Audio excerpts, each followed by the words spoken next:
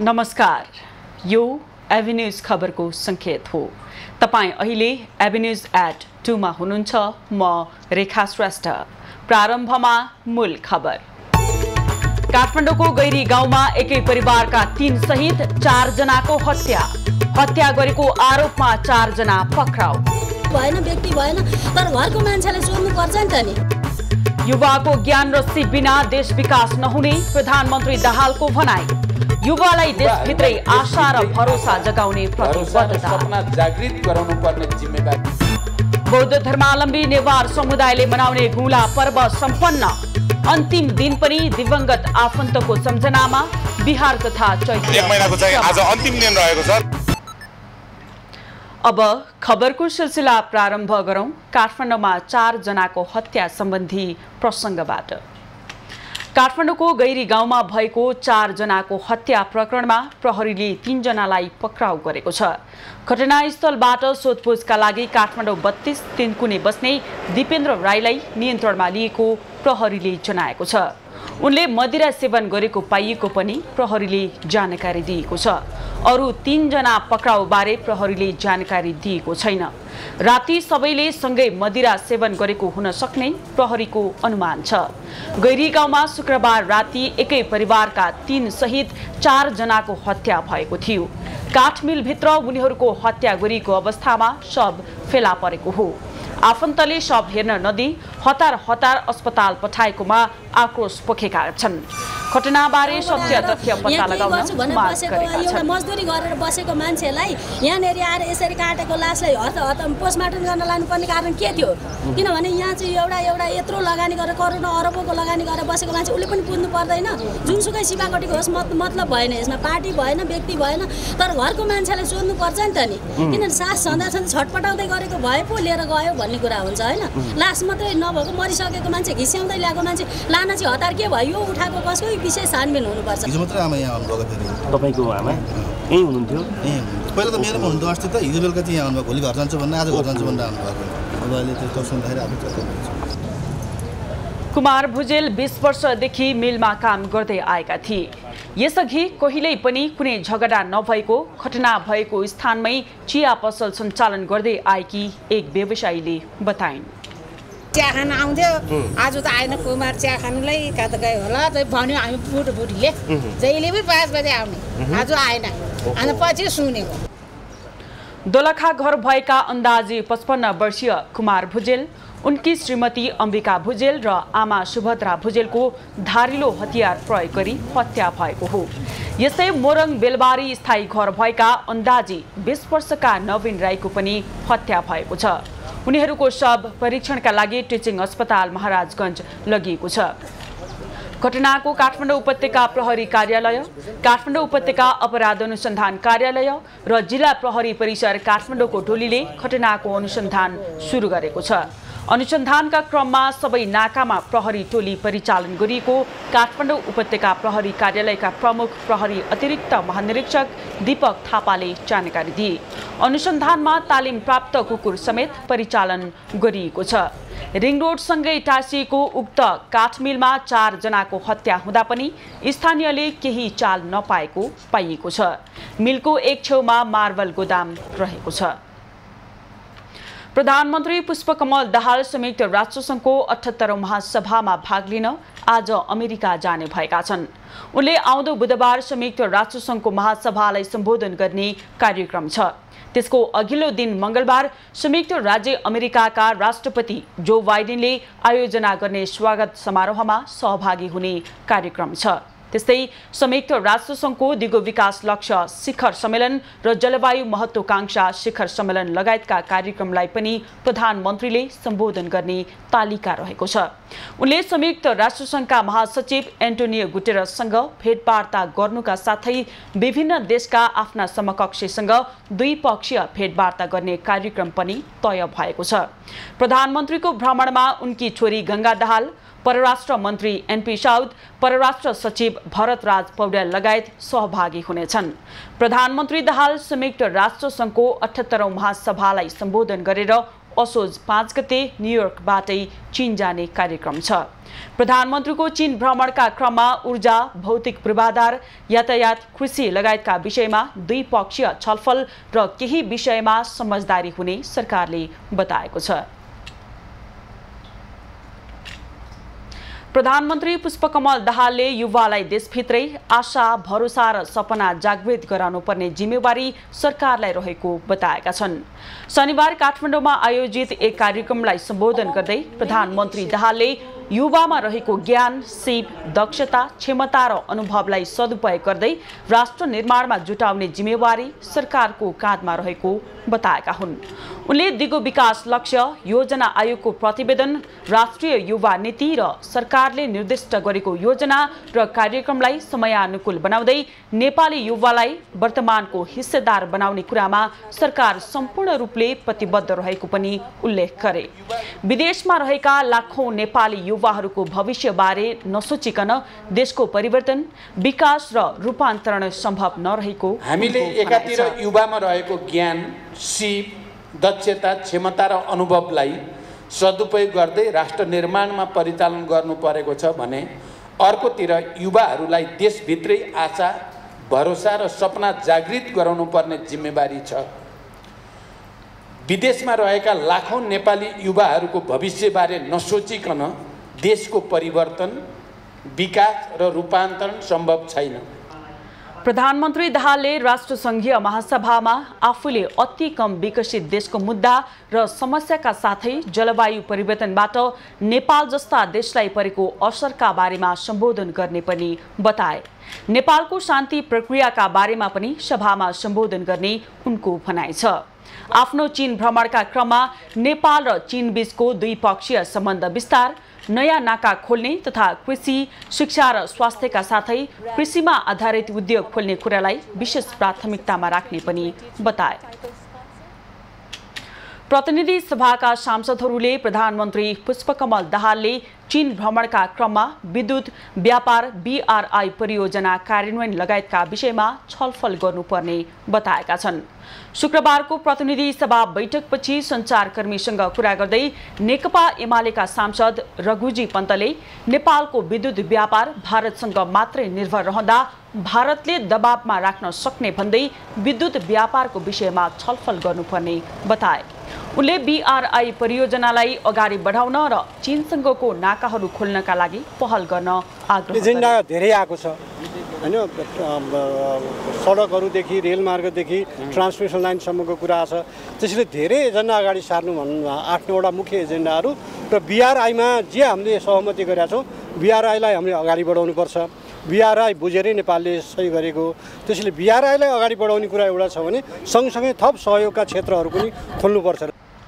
त्यस्तै नेपाली कांग्रेसका सांसद रामहरि खतिवडाले भ्रमणका बेलामा प्रधानमन्त्रीले देशको राष्ट्रियता, राष्ट्रिय अखण्डता, सार्वभौमिकतालाई असर नगर्ने गरी काम गर्नुपर्ने बताए। उनले प्रधानमन्त्रीको भ्रमणपछि तेल र रेलको समस्या समाधान, राष्ट्रियता, राष्ट्रिय अखण्डता, सार्वभौमिकतालाई असर नगर्ने गरी राम्रा काम गर्नुहोस्। कोहीसँग हाम्रो सम्बन्ध मित्र राष्ट्रहरूसँग योसँग र तोसँग ढल्किने र पल्किने काम गर्नु हुँदैन भन्ने हामीले भनेकै छौँ। इन्डिया जाँदा तेलको कुरा गर्ने, चीन जाँदा रेलको कुरा गर्ने प्रधानमन्त्रीहरू थिए। तेलको पनि रेलको पनि सधैँ समस्या समाधान हुने गरी प्रधानमन्त्रीले कुरा गरेर आउनुहुनेछ भन्ने विश्वास लिएका छौँ। नेकपा माओवादी केन्द्रका सांसद देवेन्द्र पौडेलले प्रधानमन्त्रीले भ्रमणका क्रममा नेपाल चीन नाका खोल्ने विषयमा निर्णय हुने दावी गरे। उनले देशको राष्ट्रियतालाई ख्याल गर्दै अन्य छिमेकी मित्र राष्ट्र र अन्तर्राष्ट्रिय सम्बन्धहरूलाई पनि सुमधुर, सन्तुलित रूपमा राख्ने हिसाबले चिनिया पक्षसँग छलफल र सम्झौताहरू हुने बताए। चीन छिमेकी मित्र राष्ट्र पनि हो। चीन चाहिँ उदयमान विश्वमा आर्थिक हिसाबले, सैन्य हिसाबले अगाडि बढेको देश पनि हो। त्यसो भएको हुँदाखेरि चीनसँगको हाम्रो सम्बन्ध पारस्परिक, मैत्रीपूर्ण, सुमधुर, व्यवस्थित र हाम्रो देशको राष्ट्रियता र सार्वभौमिकतालाई कहीँ कतै पनि आँच नपुग्ने गरी त्यस प्रकृतिको सम्बन्ध विस्तार गर्नु हाम्रो निम्ति निकै जरुरी छ। हामीले चाहिँ सन्तुलित सम्बन्धमा राख्ने हिसाबले चिनिया पक्षसँग यसपालिको भ्रमणको बेलामा महत्त्वपूर्ण चाहिँ विषयहरूमा छलफल हुनेछ, महत्त्वपूर्ण विषयहरूमा प्रस्तावित हुनेछ। त्यस्तै नेकपा माओवादी केन्द्रका सांसद लेखनाथ दाहालले प्रधानमन्त्रीको भ्रमणका क्रममा सीमा सम्बन्धी समस्या समाधान र नेपालको चुच्चे नक्साको सन्दर्भमा चिनिया पक्षसँग छलफल हुने यहाँको चाहिँ जो समस्या छ सीमा सम्बन्धी समस्या भारत र हाम्रो बीचको समस्याको बारेमा पनि उहाँहरूलाई पनि हामीले बोध गराउनु पर्ने र पछिल्लो समय जो चुच्चे नक्सा छ चुच्चे नक्सा अन्तर्राष्ट्रिय जगतमा हामीले चाहिँ पत्राचार नगरेको कारणले पनि समस्या पैदा भएको छ। हामीले चाहिँ त्यो चुच्चे नक्सा अन्तर्राष्ट्रिय चाहिँ अब उसमा परिपत्र पनि गर्नु पर्यो। यो भ्रमण जसरी भारतसँगको हामीले भ्रमणपछि सफलता आर्जन गर्यौँ त्यसै गरी चीनसँग भ्रमणले पनि एकअर्कालाई विश्वासमा लिएरै अन्तर्राष्ट्रिय सम्बन्ध सन्तुलित हुने र हाम्रो मुलुकको हितलाई केन्द्रमा राखेर चाहिँ अब भ्रमण सफल हुन्छ। राष्ट्रिय प्रजातन्त्र पार्टीका प्रमुख सचेतक ज्ञानबहादुर शाहीले प्रधानमन्त्रीलाई नेपालको चुच्चे नक्साको कुरा नटुङ्गै चीन भ्रमण नजान सुझाव दिए। जान अगाडि हामीले भनेका छौँ चुच्चे नक्साको कुरा नटुङ्गै चीन भ्रमण नगए हुन्छ। र अर्को चाहिँ चीन भ्रमण जाँदै गर्दा सम्माननीय प्रधानमन्त्रीज्यूलाई हामीले के भनेका छौँ भने प्रधानमन्त्रीज्यूले चाहिँ हङकङमा नेपाल एयरलाइन्स पनि जान्छ, त्यहाँको क्याथे एयरलाइन्स पनि छ। ट्रान्जिटमा चाहिँ नेपाल एयरलाइन्सले चाहिँ प्यासेन्जर बोक्न पाउँदैन। त्यो चाहिँ जसरी पनि अन्त्य गरेर नेपाल एयरलाइन्सले पनि ट्रान्जिटका प्यासेन्जरहरू बोक्न पाउने नीति बन्नुपर्छ। सांसद शाहीले हङकङ ट्रान्जिटमा नेपाल एयरलाइन्सले प्यासेन्जर बोक्न नपाएको विषय समाधान गर्न पनि प्रधानमन्त्रीलाई आग्रह गरे। नेपाली कांग्रेसका महामन्त्री गगन थापाले कान्ति बाल अस्पतालमा बालिकाको मृत्यु भएको विषयलाई लिएर प्रधानमन्त्री पुष्पकमल दाहालले दिएको अभिव्यक्तिप्रति असन्तुष्टि जनाएका छन्। शनिबार सञ्चारकर्मीसँग कुरा गर्दै महामन्त्री थापाले स्वास्थ्य संस्थामाथि नै हिंसात्मक घटना भइरहँदा पनि प्रधानमन्त्री दाहालले बालिका मृत्यु प्रकरणलाई सामसुम पार्ने ढङ्गले संसदमा आफ्नो अभिव्यक्ति दिएको भन्दै असन्तुष्टि जनाएका हुन्। उनले प्रधानमन्त्रीले सो प्रकरणमा किटान गरिएका दोषीलाई कारबाही गर्ने ढङ्गले अभिव्यक्ति नदिएकोमा आपत्ति। प्रधानमन्त्रीले आज संसदमा त बोल्नुभयो, तर जुन प्रतिबद्धताको अपेक्षा गरेको हो त्यो प्रतिबद्धता अझै पनि मैले त्यहाँ पाउन सकिनँ। किन दुईटा घटना केबाट भएको छ। कान्ति बाल अस्पतालमा लापरवाहीको ठुलो घटना भएको छ, त्यसका बारेमा प्रतिवेदन आइसकेको छ। त्यो प्रतिवेदनमा जसलाई दोषी भनेर किटान गरिएको छ, किन्तु परन्तु नभनिकन त्यो दोषीमाथि कारबाही हुनुपर्छ, जसले गर्दा नागरिकहरूलाई स्वास्थ्य संस्थामा लापरवाही भयो भने प्रचलित कानुनअनुसार कारबाही हुन्छ भन्ने कुराको विश्वास हुन्छ। शुक्रबार प्रतिनिधि सभा बैठकमा प्रधानमन्त्री दाहालले सो घटना कान्ति बाल अस्पतालको व्यवस्थापकीय कमजोरीका कारण हुन गएको बताएका थिए। पूर्व स्वास्थ्य मन्त्री समेत रहेका थापाले सो घटनामा संलग्न जो कोहीलाई कारबाहीको दायरामा ल्याउन सरकारसँग माग समेत गरे। उनले मकवानपुरमा स्वास्थ्यकर्मीमाथि आक्रमण गर्नेलाई पनि तत्काल हिरासतमा लिएर कारबाही प्रक्रिया अगाडि बढाउन सरकारलाई मकवानपुरमा भएको घटनामा जोसुकै भएको होस्, कारण जेसुकै होस्, कुनै त्यसको वास्ता नगरिकन केही समय अगाडि मात्र हामीले नै पारित गरेको स्वास्थ्य संस्थाको सम्बन्धी जुन ऐन छ त्यो ऐनमा कि कुनै पनि स्वास्थ्य कर्मीमाथि हातपात भयो, आक्रमण भयो भने तत्कालै हिरासतमा लिएर कारबाही प्रक्रिया अगाडि बढाइने भन्ने जुन ऐनको बन्दोबस्त छ त्यो बन्दोबस्त अनुसार तुरुन्तै कारबाहीको प्रक्रियालाई अगाडि बढाउनुपर्छ। महामन्त्री थापाले आफ्नो पार्टीले सरकारलाई राम्रो काम गर्नका लागि दबाब दिइरहने पनि स्पष्ट पारे। प्रधान न्यायाधीश विश्वम्भर प्रसाद श्रेष्ठले फौजदारी मुद्दाको अनुसन्धान र अभियोजन गुणस्तरीय बनाउनु पर्ने बताएका छन्। शुक्रबार काठमाडौँमा आयोजित एक कार्यक्रमलाई सम्बोधन गर्दै प्रधान न्यायाधीश श्रेष्ठले गुणस्तरीय अनुसन्धान र अभियोजनले फैसला पनि राम्रो आउने भएकाले अनुसन्धान र अभियोजन गर्ने निकायले गर्ने काम गुणस्तरीय हुनुपर्ने बताएका हुन्। उनले अनुसन्धानका तथ्यहरूलाई प्रमाण र कारणको विषयमा प्रमाणित गर्दै विषयगत, वस्तुगत र प्रभावकारी अभियोजन गर्नु अभियोजनकर्ताको दायित्व भएको पनि उल्लेख गरे। वस्तुपरक एवं प्रभावकारी अभियोजनले नै सरकारवादी मुद्दाको सफलता बढाउने र त्यसमा नै फैसलाले कार्यान्वयनमा समेत सहजता बनाउने। वस्तुपरक एवं प्रभावकारी अभियोजनले नै सरकारवादी मुद्दाको सफलतालाई बढाउँदछ र त्यसलाई नै फैसलाहरूले कार्यान्वयनमा समेत सहजता बनाउँदछ। कार्यक्रममा नेपाल बार एसोसिएसनका अध्यक्ष गोपाल कृष्ण घिमिरेले नेपालका जेलको अवस्था नरक जस्तो रहेको टिप्पणी गरे। उनले पूर्वपक्षका लागि जेल पठाइएका आधा मानिसले जेलकै कारण मानसिक सन्तुलन गुमाउने अवस्था रहेको बताए। जेलको अवस्था नरक जस्तो छ, त्यो नरकमा हामी पठाइदिन्छौँ। त्यसपछि दिमाग दुरुस्त भएको मान्छे पनि भित्र गइसकेपछि दिमाग खराब भएर आधा जति मान्छे त्यहाँ चाहिँ डिप्रेसनमा छन्। यस्तो नारकीय अवस्था हाम्रो जेलको छ। कार्यक्रममा बोल्दै नेपाल प्रहरीका अतिरिक्त महानिरीक्षक टेकबहादुर राईले कानुन व्यवसायीहरूले अभियुक्तलाई भेट्ने व्यवस्थाको दुरुपयोग गर्ने गरेको बताए। कानुन व्यवसायीहरूले मुद्दाको सुरुको चरणबाट नै परामर्श गर्न र लिन पाउने व्यवस्थालाई दुरुपयोग गर्दै दबाव सृजना गर्ने गरेकोले सो व्यवस्थाबारे पुनरावलोकन गर्नुपर्ने। कानुन व्यवसायीहरूले सुरु चरणदेखि नै के अरे परामर्श गर्न पाउने, लिन पाउने जुन भिक्टिम राइट्स चाहिँ हामीले भिक्टिम राइट्स भन्दा पनि के अरे अभियुक्तको राइट्सलाई हामीले संविधानमा नै उल्लेख गरेका छौँ। त्यो कुरामा विगत केही हप्ता अगाडि हामीलाई परिपत्र पनि गर्नको लागि र परिपत्र भइ पनि सकेको छ महानिरीक्षकज्यूकै निर्देशनमा। अतिरिक्त महानिरीक्षक राईले कानुन व्यवसायीहरूले कुन स्तरसम्मको परामर्श गर्ने भन्ने कुरालाई ध्यान दिनुपर्नेमा जोड समेत दिए। सरकारले संविधान दिवसमा राष्ट्रपतिबाट प्रदान गरिँदै आएको विभूषण यसपटक प्रदान नगर्ने भएको छ। शुक्रबार सिंहदरबारमा बसेको मन्त्री परिषदको बैठकले विभूषण वितरण कार्यलाई मर्यादित एवं व्यवस्थित गरी विभूषणको गरिमा बढाई राष्ट्रको सम्मानका रूपमा स्थापित गर्न अन्तर्राष्ट्रिय अभ्यास र विभूषण सम्बन्धी प्रचलित कानुन समेतको अध्ययन गरी 3 महिनाभित्र प्रतिवेदन पेश गर्ने गरी कार्यदल गठन गर्ने निर्णय भएको सरकारका प्रवक्ता रेखा शर्माले बताइन्। उनले कार्यदलले प्रतिवेदन नदिउन्जेलसम्मका लागि विभूषण प्रदान गर्ने कार्य स्थगन गर्ने बताए। संविधान दिवसको अवसरमा यो सम्मान्य राष्ट्रपतिज्यूबाट प्रदान गरिँदै आएको जुन विभूषण छ, यो विभूषणको विषयमा विभूषण वितरण कार्यलाई मर्यादित एवं व्यवस्थित गरी विभूषणको गरिमा बढाई राष्ट्रको सम्मानको रूपमा स्थापित गर्न अन्तर्राष्ट्रिय अभ्यास र विभूषण सम्बन्धी प्रचलित कानुन समेतको अध्ययन गरी 3 महिनाभित्र प्रतिवेदन पेश गर्ने गरी कार्यदल गठन गर्ने निर्णय भएको छ र त्यो कार्यदलले प्रतिवेदन नदिँदासम्मको लागि हाललाई यो विभूषण वितरण कार्य स्थगन गर्ने निर्णय गरेको छ। त्यस्तै सरकारले कर प्रणाली सुधारका लागि पूर्व मन्त्री विद्याधर मल्लिकको संयोजकत्वमा एउटा समिति गठन गर्ने, साल ट्रेडिङ कर्पोरेसन र खाद्य व्यवस्था तथा व्यापार कम्पनी लिमिटेडलाई 50% भन्सार महसुल छुट गरी 10-10 हजार मेट्रिक टन चिनी आयात गर्न स्वीकृत दिने निर्णय गरेको छ।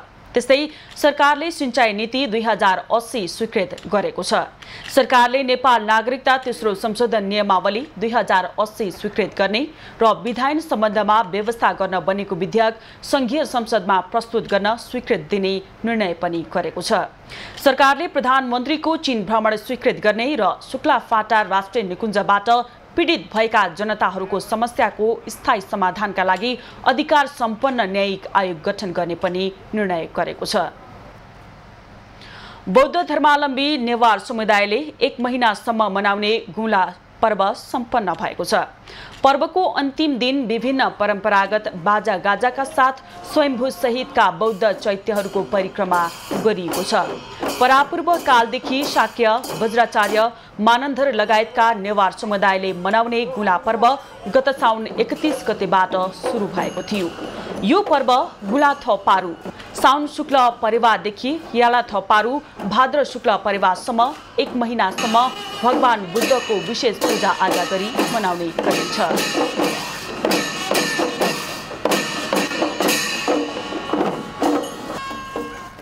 यो पर्वमा प्रत्येक दिन 9 बाजा बजाएर चैत्य तथा मन्दिर परिक्रमा गर्ने गरिन्छ।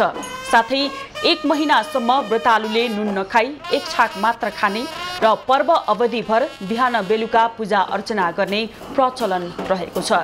दर्शन गर्न जाँदा विभिन्न बाजा गाजा बजाएर श्लोक मन्त्रोच्चारण गरेर मठ मन्दिर चैत्य परिक्रमा गर्ने गरिन्छ।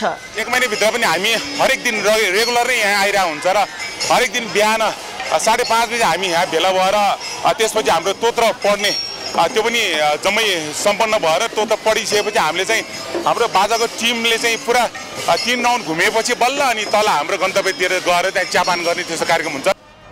अन्तिम दिन गौला पर्वमा बजाइने बाजा एउटा गुठीले अर्को वर्ष पर्व मनाउनका लागि अर्को गुठीलाई हस्तान्तरण गर्ने गरिन्छ।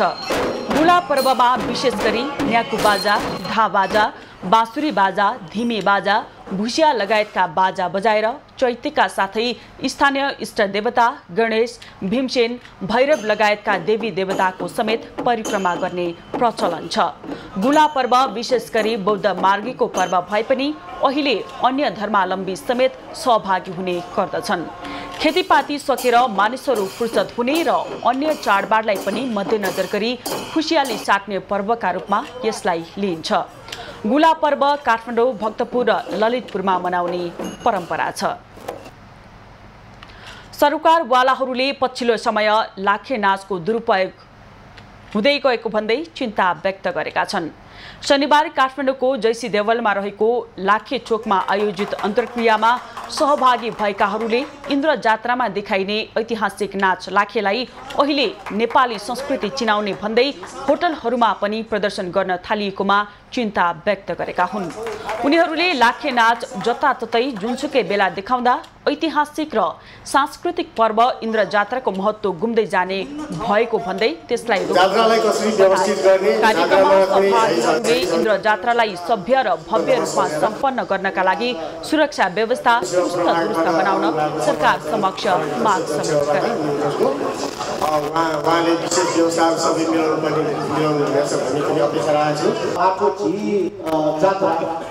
छोछौँ चाहिँ येयु अथवा नेवा तेयु अथवा चाहिँ यौवटा यो जात्रा गरेको छिटो राष्ट्रिय उन्नति जात्रा छ। ठौठो छिस गौरव राज्यमा छौँ गर्दा लाग्छ जिउ र नेवा समुदायमा चाहिँ वो परम्परा सुझावपट्टि छ। छोटो चाहिँ राष्ट्रिय चाहिँ पर्वै रूपले स्थापित भएको छ। उनीहरूले इन्द्र जात्रा नेवार समुदायको मात्रै नभएर राष्ट्रिय पर्वकै रूपमा स्थापित भइसकेकाले सबै मिलेर संरक्षण गर्नुपर्ने बताए। खबरको सिलसिला अझै जारी छ, हामीसँगै रहनुहोला।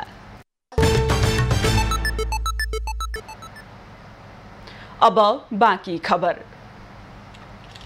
सरकारले अटिजम भएकाहरूका लागि विशेष कार्यक्रम ल्याउने तयारी गरेको छ।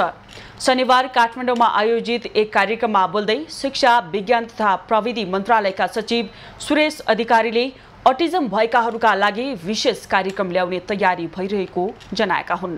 संसदमा पेश गरिएको शिक्षा विधेयकमा पनि शिक्षा सम्बन्धी समावेशी कार्यक्रम राखिएको बताउँदै उनले अटिजम भएकाहरूलाई विशेष व्यवहारको आवश्यकता रहेको औल्याए। अधिकारीले कक्षा कोठामा अटिजम भएकाहरूलाई शिक्षण गर्दा छुट्टै किसिमको व्यवहार र विशेष हेरचाह आवश्यक रहेको पनि बताए। उनले अपाङ्गता भएका व्यक्ति र अन्य व्यक्तिको परीक्षा सञ्चालन प्रक्रिया एउटै भएकाले परीक्षा प्रणालीमा सुधार गर्नुपर्ने आवश्यकता पनि औल्याए। हामी परीक्षा प्रणालीलाई फरक बनाउँछौँ। परीक्षा प्रणालीलाई रिजल्ट यसको एक्जामिनेसन मात्रै नभएर त्यसको चाहिँ त्यो एक्जामिनेसन पनि एउटा फर्मल किसिमको एक्जामिनेसन, सबैलाई समान हुने किसिमको उस्तै किसिमको एक्जामिनेसनले काम गरेन। त्यसै कारण समग्र पक्षहरूमा हामी सुधार गर्छौँ, यो सरकारले गर्छ। यहाँलाई म त्यो पनि भन्न चाहन्छु। सचिव अधिकारीले अटिजम भएकाहरूको विशेष किसिमको सिप र दक्षता प्रस्फुटन गर्न सरकारले उपयुक्त वातावरण सृजना गर्ने प्रतिबद्धता पनि जनाए। काठमाडौँमा आयुर्वेद सम्बन्धी फिजियोथेरापी सेवा सञ्चालनमा आएको छ। शनिबार नेपालका लागि मलेसियाका राजदूत मोहम्मद फिरदौस अजमानले काठमाडौँको लाजिमपाटमा निर्वाणा फिजियोथेरापी एन्ड वेलनेस सेन्टरको उद्घाटन गरेका हुन्। आयुर्वेद सम्बन्धी नेपाली र चिनिया पुराना उपचार विधिको सेवा एकै ठाउँबाट पठाउने गरी nirvana physiotherapy and wellness centre स्थापना गरिएको हो। सेन्टरमा फिजियोथेरापीको अलावा आयुर्वेदिक आयल थेरापी पनि निर्वाणा फिजियोथेरापीमा चाहिँ फिजियोथेरापी मात्र नभइकन एउटा चाहिँ Ayurvedic treatment, ancient Chinese treatment types अनि त्यसपछि हाम्रो हिन्दू शास्त्रकै पुरानो ट्रिटमेन्ट टाइप्सहरूलाई चाहिँ सम्मिश्रण गरेर एउटै स्पेसमा एउटै ठाउँमा चाहिँ हामीले सुरु गरिरहेको छौँ। सेन्टरले आफ्नो सेवा लिए बापत 200 रुपैयाँदेखि 3000सम्म शुल्क लाग्ने पनि जनाएको छ। सेन्टरमा चाइनिज अकुपञ्चर विधिबाट पनि उपचार गरिने बताइएको छ। कञ्चनपुरको पुनर्वास नगरपालिका 3 का 37 वर्षीय प्रकाश गैरे स्थानीय स्तरमा आविष्कारक भएका छन्। उनले विभिन्न आविष्कार पनि गरेका छन्। 2058 सालदेखि उनी यो क्षेत्रमा सक्रिय भएका छन्, तर सहयोग भने कतैबाट पाएका छैनन्। कञ्चनपुरको पुनर्वास नगरपालिका 3 IBRD का 37 वर्षीय प्रकाश गैरे विभिन्न विज्ञानका सामग्री बनाउँदै गरिरहेका छन्। उनको दिनचर्या नयाँ यन्त्र उपकरण बनाउने बित्ने गर्दछ। सामान्य किसान परिवारमा हुर्किएका गैरेले मानविकी संकायबाट स्नातकोत्तरसम्मको शिक्षा हासिल गरेका छन्। विज्ञान विषय नै अध्ययन नगरेका गैरे महावीर पुनको प्रेरणाले यसमा लागेका हुन्। अहिले उनी विभिन्न यन्त्र आविष्कार गरे सँगै स्थानीय स्तरमा इन्जिनियरका रूपमा परिचय बनाउँदै सामाजिक सञ्जालमा छाएका छन्। मैले चाहिँ 2059-60 सालमा चाहिँ एक्सरे मेसिन बनाएको थिएँ, एक्सरे मेसिन। त्यसै गरी भोटिङ मेसिन बनाएँ। त्यसपछि तपाईको चाहिँ अटो स्कुल बेल पनि बनाएको थियो त्यति बेला र ती लगायत अनि अहिले पनि धेरै चाहिँ उपकरणहरू बनाएर बिक्री वितरण पनि गरिरहेको छु हैन। अनि त्यसपछि नि स्कुलमा गएर विद्यार्थी भाइ बहिनीहरूलाई साइन्सका विभिन्न प्रोजेक्टहरू बनाउन सिकाउने, कोडिङहरू सिकाउने हैन, उनीहरूलाई चाहिँ साइन्सको प्रोजेक्टहरू क्लास लिने त्यो काम गरिरहेको छु। गैरेले 2055 सालमा कक्षा 8 मा हुँदा नमुना हेलिकप्टर बनाएका थिए। त्यति बेला उनको गाउँतिर राम्रोसँग विद्युत पुगेको थिएन। लुकेको हिरालाई चिन्दैनन् भन्ने उखान भने चाहिँ उनलाई अहिले पुनर्वास नगरपालिकाकी उपमेयर भुलिया राणाले ल्याब अनुगमन गरेपछि सक्दो सहयोग गर्ने बताइन्। स्थानीय तहको हैसियतले चाहिँ आफ्नो तर्फबाट हुने कुरामा उहाँलाई मैले व्यक्तिगत तर्फबाट चाहिँ उहाँलाई चाहिँ केही सपोर्ट गर्छु भन्ने कुराहरू चाहिँ गरेको छु। तर अब एउटा सरकारको स्थानीय सरकारको हैसियतले यी कुराहरू मैले मात्रै गर्छु भनेर पनि हुँदैन। हाम्रो समग्र कार्यपालिका हुन्छ, मेयर साहब हुनुहुन्छ मभन्दा माथि, उहाँलाई समेत मैले उहाँलाई सपोर्ट गर्नको लागि उहाँको यो कार्यशालालाई कसरी व्यवस्थित गर्न सकिन्छ भन्ने कुरामा चाहिँ हाम्रो प्रयास जारी रहनेछ। युवा वैज्ञानिक गैरेले दैनिक जीवनयापनमा प्रयोग हुने हालसम्म 65 भन्दा बढी आधुनिक यन्त्र उपकरण निर्माण गरेका छन्। खास गरी भान्सादेखि कार्यालयसम्म प्रयोग हुने विभिन्न उपकरण उनले निर्माण गर्दै आएका छन्। एक्सरे मेसिन, भोटिङ मेसिन बनाए, अटो स्कुल बेल, आफै चल्ने बच्चाको झोलुङ्गो, कोभिडको बेला सेन्सर सेनिटाइजर मेसिन लगायत निर्माण गरिसकेका छन्। यस्ता युवा वैज्ञानिकलाई लगानी गरेर विभिन्न मेसिनरी सामान आफ्नै देशमा उत्पादन गर्न सकिने सम्भावना छ। कञ्चनपुरबाट विवेक नागरीको रिपोर्ट। पूर्व प्रधानमन्त्री एवं नेकपा एकीकृत समाजवादीका सम्मानित नेता छलनाथ खनालले नेतृत्वले आवश्यकता अनुसारको काम गर्न नसक्दा जनता आक्रोशित बनेको बताएका छन्। शुक्रबार काठमाडौँमा आयोजित एक कार्यक्रममा नेता खनालले जनता नेतृत्वबाट काम नभएपछि विद्रोही हुँदै गएको र निराश भएको बताएका हुन्। उनले सिंहदरबारमा आगो लगाउँछु भन्नेहरूलाई जनताले साथ र स्याबासी दिँदै आएको बताए। कस्तो भावना आउन थाल्यो भन्दा एउटाले पागलपनका साथ के भन्छ भन्दाखेरि मलाई यस्तो गर्ने, म तेरो सिंहदरबारमा आगो लगाउँछु भन्छ एउटाले पागलपनका साथ। अनि यसो मोबाइल पल्टायो, आधा घन्टा म हेर्दैछु है, त्यसरी त्यति बेला आधा घन्टामा 30,000ले गरे। कस्तो अचम्म, स्याबास गर्छ सिंहदरबार जलाउँछु भनेर। कस्तो मनस्थिति पैदा हुन थाल्यो देशमा। पूर्व प्रधानमन्त्री खनालले अहिले देखिएका सबै समस्यालाई समाधानतर्फ लैजाने भनेको समाजवाद मात्रै भएको दाबी समेत गरे। राष्ट्रिय प्रजातन्त्र पार्टी नेपालका अध्यक्ष कमल थापाले आफ्नो पार्टीले तेस्रो जनआन्दोलनको तयारी थालेको बताएका छन्। शुक्रबार काठमाडौँमा आयोजित विरोध सभालाई सम्बोधन गर्दै अध्यक्ष थापाले कसैलाई विस्थापित गर्नका लागि नभई राष्ट्रिय अस्तित्व, स्वतन्त्रता र सार्वभौम सत्ता रक्षाका लागि आफूहरूले तेस्रो जनआन्दोलनको तयारी थालेको बताएका हुन्।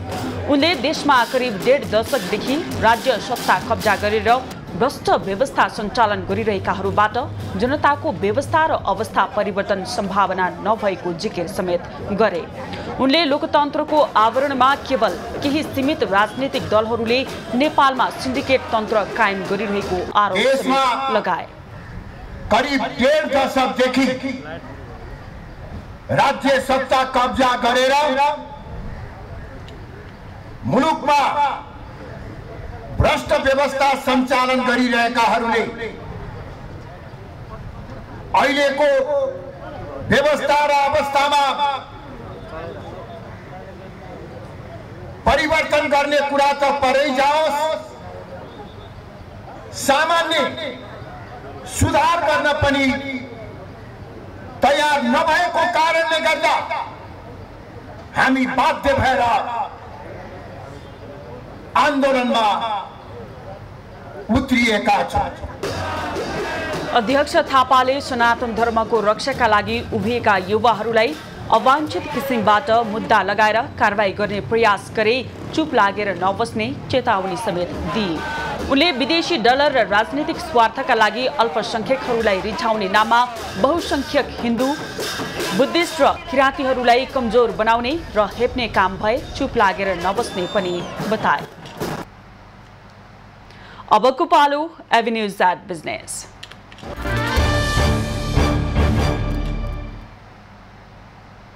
महिलाहरूको महान पर्व तीज नजिकिएसँगै बजारमा किनमेल गर्नेहरूको चहल पहल बाक्लिएको छ। राजधानीको न्युरोडदेखि असन बजारसम्म चहल पहल बढ्दा व्यवसायीहरूले भने बितेको वर्षको तुलनामा व्यापार घटेको बताएका छन्। महिलाहरूको महान पर्व तीज नजिकिएसँगै बजारमा किनमेल गर्नेहरूको चहल पहल बढेको छ। श्रृङ्गारका सामग्रीदेखि लत्ता कपडा किन्नेको चहल पहल राजधानीको न्युरोडदेखि असन बजारसम्म बढेको हो। बजारमा तीजका लागि किनमेल गर्ने महिलाहरूको चहल पहल बाक्लिए पनि व्यवसायीहरूले भने बितेको वर्षको तुलनामा व्यापार घटेको बताएका छन्। तीजको बेला विगत वर्षहरूमा दैनिक 25,000 को हाराहारीमा व्यापार हुने गरेकोमा यस वर्ष भने करिब 15,000 को हाराहारीमा मात्र व्यापार हुने गरेको व्यवसायीहरूको गुनासो छ। अब अहिले तपाईको 2 वर्षदेखि यता त चलेको छैन तीज। अब पहिला यहाँ राख्दै खुट्टा राख्ने ठाउँ हुँदैन थियो पहिला हैन, राम्रो सेल हुन्थ्यो। अहिले त तपाईको त्यति सेल छैन। अहिले तपाईको म्याक्सिमम भने पनि तपाईको 15,000 पनि गाह्रो छ। पहिला यो यहाँभन्दा पहिलो वर्ष चाहिँ अब भनौँ न यो कोरोना यो उले गर्दाखेरि पनि अलिक कमै भएको हो। पहिलाको तुलनामा खासै व्यापार चाहिँ यसपालि छैन। व्यवसायीहरूले विगतको तुलनामा व्यापार घटेको गुनासो गरिरहँदा उपभोक्ताहरूले भने बजारमा खोजे जस्तो सामान्य नपाएको बताएका छन्। सर्वसाधारणहरूको ढाड सेकिने गरी भएको मूल्य वृद्धिले पनि उपभोक्ताहरू निराश भएका छन्। हामी जस्तोले चाहिँ किनेर गरेर खान सकिन्छ अवस्था त मलाई लागेन। हामी सानो स्थिति मान्छेले अलिकति पैसा केही छ भने चाहिँ हो, नत्र भने सक्ने स्थिति चाहिँ मलाई लागेन। जे चाहिँ सबै कुरो महँगो छ। म चाहिँ तीज पञ्चमी थन्काउनको लागि सामान किन्न आएको। अब के अरे भाउ त महँगी नै छ। अब भने जस्तो सामान चाहिँ त्यही पनि पाएको छैन, आफूले खोजे जस्तो चाहिँ पाएको छैन। तीजमा रातो पहेँलो हरियो रङका चुरा पोते धागो लगायतका श्रृङ्गारका सामग्री बढी प्रयोग गर्ने गरिन्छ। महिलाहरूले प्रयोग गर्ने चुरा पोते टीका लगायतका श्रृङ्गारका सामग्रीहरू धेरै जसो भारतबाट आयात हुने गरेको छ। Australia, Canada, Denmark, Germany, Israel, Italy लगायतका देशबाट समेत नेपालमा चुरा पोते बित्रिने गरेका छन्। प्रत्येक वर्ष तीजका लागि मात्रै पोते, चुरा, टीका लगायत श्रृङ्गारका सामग्री आयात गर्दा करोडौं रकम विदेशिने गरेको छ। प्रधानमन्त्री पुष्पकमल दाहालले मौद्रिक र वित्तीय नीतिबीच तालमेल मिलाउने प्रयास सफल हुन नसकेको बताएका छन्। शुक्रबार नेपाल उद्योग परिसंघले आयोजना गरेको कार्यक्रममा प्रधानमन्त्री दाहालले नेपाल राष्ट्र बैंकको मौद्रिक नीति, सरकारको वित्तीय नीति र निजी क्षेत्रको चाहना बीचमा समुचित तालमेल गर्न चुनौती सरकारलाई रहेको उल्लेख गरेका हुन्। प्रधानमन्त्री दाहालले प्रधानमन्त्रीको हैसियतले लगातार मौद्रिक, वित्तीय नीति र निजी क्षेत्रको बीचमा तालमेल मिलाउन धेरै प्रयास र बैठकहरू गर्दै आए पनि सफल नभएको गुनासो गरे। उनले अर्थतन्त्र सुधारका लागि नीतिगत र व्यावहारिक रूपमा गम्भीर कदम आवश्यक रहेको औल्याए। परिसङ्घले निश्चित समूह र व्यक्ति लक्षित नीति नियमका लागि भन्दा पनि समग्र देशको अर्थतन्त्रको विकास, औद्योगिक उत्पादन तथा आन्तरिक उत्पादन उद्योगहरूको संरक्षण एवं प्रवर्धन गर्नुपर्ने विषयमा केन्द्रित भएर नीतिगत सुझाव दिने गरेको मैले महसुस गरेको छु। प्रधानमन्त्री दाहालले सरकारको पहिलो प्राथमिकता आर्थिक रूपान्तरण भएको बताए। कार्यक्रममा नेपाल उद्योग परिसंघका अध्यक्ष राजेश कुमार अग्रवालले सरकारले उद्योगीलाई अपराधी जस्तो व्यवहार गरेर वैदेशिक लगानी आकर्षित गर्न नीतिगत स्थायित्व, सहज व्यावसायिक वातावरण र छिटो छरितो निर्णय गर्ने संयन्त्र आवश्यक छ। कम्तीमा पनि 5 वर्ष नीतिगत स्थायित्व हुने सुनिश्चितता प्रदान गर्नुपर्छ। अध्यक्ष अग्रवालले सरकारको नीति व्यवसायलाई सहजीकरण गर्ने भन्दा नियन्त्रण गर्ने खालको रहेको टिप्पणी समेत गरे। मिटलाइफले नेपाली बजारमा नयाँ एप लन्च गरेको छ। शुक्रबार राजधानीमा एक कार्यक्रमको आयोजना गर्दै मिटलाइफले लाइफ इन्स्योरेन्स बारे जानकारी दिने 1 बाई मिटलाइफ एप सार्वजनिक गरेको हो। विगत 22 वर्षदेखि विभिन्न सेवा प्रदान गर्दै आएको मिटलाइफले सेवाग्राहीहरूको स्वास्थ्यलाई मध्यनजर गर्दै लामो अध्ययन र मेहनत पश्चात एप निर्माण गरी नेपालमा सार्वजनिक गरेको हो। एप मार्फत सेवाग्राहीले घरमै बसेर आफ्नो स्वास्थ्य परीक्षण गर्न सकिने कम्पनीले जनाएको छ। यस्तो एप हो जसले चाहिँ प्रिभेन्सनदेखि लिएर अर्ली डायग्नोसिस होस् अथवा अर्ली डायग्नोसिसदेखि लिएर त्यसको ट्रिटमेन्टको लागि होस् अथवा ट्रिटमेन्टको लागिदेखि गएर चाहिँ अनगोइङ केयरको लागि होस्, यो एपले चाहिँ के त भन्दाखेरि हाम्रो कस्टमरहरूलाई बढीभन्दा बढी चाहिँ के भन्दाखेरि सेवा दिन सक्ने भएको एपले गर्दाखेरि कटिङ एज टेक्नोलोजीको जुन चाहिँ एप चाहिँ हामीले ल्याउँछौँ, यो चाहिँ हामीहरूको कस्टमरहरूको लागि पस्कनको लागि नै हो। चीन, अस्ट्रेलिया, बांग्लादेश, कोरिया जस्ता मुलुकमा लोकप्रिय रहेको उक्त एप नेपाली सेवाग्राहीहरूको पनि रोजाइमा पर्ने कम्पनीको विश्वास छ। अबको पालो कृषि खबर। राष्ट्रिय भूमि आयोगले भूमिहीन दलित, भूमिहीन सुकुम्बासी र अव्यवस्थित बसोबासीलाई जग्गा उपलब्ध गराउने भएको छ। यसका लागि 35 दिनभित्र भूमिहीन दलित, भूमिहीन सुकुम्बासी र अव्यवस्थित बसोबासीलाई निवेदन दिन आयोगले आग्रह गरेको छ। आयोगले सार्वजनिक सूचना जारी गर्दै स्थानीय तहका भूमिहीनहरूले जग्गा पाउन आयोगले तोकेको ढाँचा बमोजिम निवेदन फारम भर्नुपर्ने जानकारी दिएको हो। हिजोदेखि 35 दिनभित्र स्थानीय तहबाट वडाका तोकिएका स्थानमा खटिएका लगत संकलक मार्फत निवेदन पेश गर्नुपर्ने सूचनामा उल्लेख छ। आयोगले 7वटै प्रदेशका विभिन्न जिल्लामा भूमिहीन दलित, भूमिहीन सुकुम्बासी र अव्यवस्थित बसोबासीलाई निवेदन दिन आग्रह गरेको छ। खबरको सिलसिला अझै जारी छ, हामीसँगै रहनुहोला। अबको पालो खास खास खबर।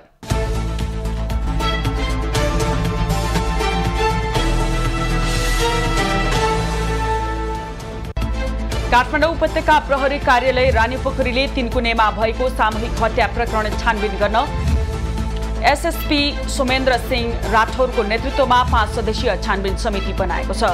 उपत्यका प्रहरी प्रमुख एआईजी दीपक थापाले राठौरको नेतृत्वमा जिल्ला प्रहरी परिसर काठमाडौँ र उपत्यका प्रहरी कार्यालयका अधिकृतहरू रहेको समिति बनाएका हुन्। गैराती तिनकुने स्थित दिव्य मिलभित्र धारिलो हतियार प्रयोग गरेर एकै परिवारका 3 सहित 4 जनाको हत्या भएको थियो। पूर्व प्रधानमन्त्री एवं नेपाल समाजवादी पार्टी नेसपाका अध्यक्ष डाक्टर बाबुराम भट्टराई आज भारत जाँदैछन्।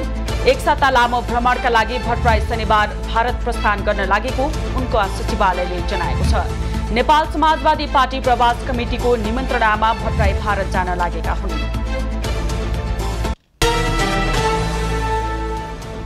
कालीगण्डकी नदीबाट अवैध रूपमा नदीजन्य पदार्थ उत्खनन तथा चोरी निकासी हुने गरेको छ।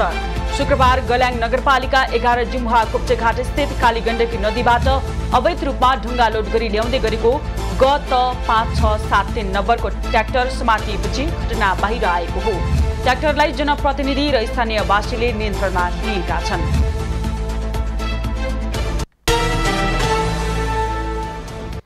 गैर आवासीय नेपाली संघ NRNA को आसन्न निर्वाचनका लागि राजेन्द्र कुमार शर्माले कतारबाट औपचारिक रूपमा अध्यक्षमा उम्मेदवारी घोषणा गरेका छन्। कतारमा आयोजित एक कार्यक्रममा 57 संस्थालाई साक्षी राखेर शर्माले अध्यक्षमा उम्मेदवारी घोषणा गरेका हुन्। नेपाल महिला समाज कतार र NRNA NCC कतार महिला विभाग समन्वयमा 57 वटा संघ संस्थाको आयोजनामा भएको तीज कार्यक्रममा शर्माले उम्मेदवारी घोषणा गरेका हुन्।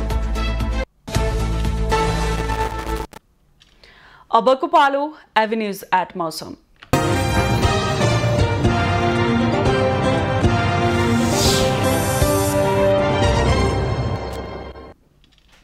हाल गण्डकी र सुदूरपश्चिम प्रदेशका 1-2 स्थानमा मेघगर्जन चट्यान सहित हल्का वर्षा भइरहेको छ। दिउँसो लुम्बिनी सुदूरपश्चिम र कर्णाली प्रदेशका केही स्थानहरूमा साथै कोशी बागमती र गण्डकी प्रदेशका थोरै स्थानहरूमा र मध्य प्रदेशका 1-2 स्थानमा मेघगर्जन चट्याङ सहित हल्कादेखि मध्यम वर्षाको सम्भावना रहेको जल तथा मौसम पूर्वानुमान महाशाखाले जनाएको छ। आज काठमाडौँ उपत्यकाको अधिकतम तापक्रम 32 डिग्री सेल्सियस र न्यूनतम तापक्रम 19 डिग्री सेल्सियसका बीचमा रहने अनुमान गरिएको छ। आज सूर्योदय बिहान 5:49 भयो भने सूर्यास्त 6:07 हुनेछ। आज देशभरको मौसम कस्तो रहला त? हेरौं देशका विभिन्न स्थानको अनुमानित मौसमी अवस्था।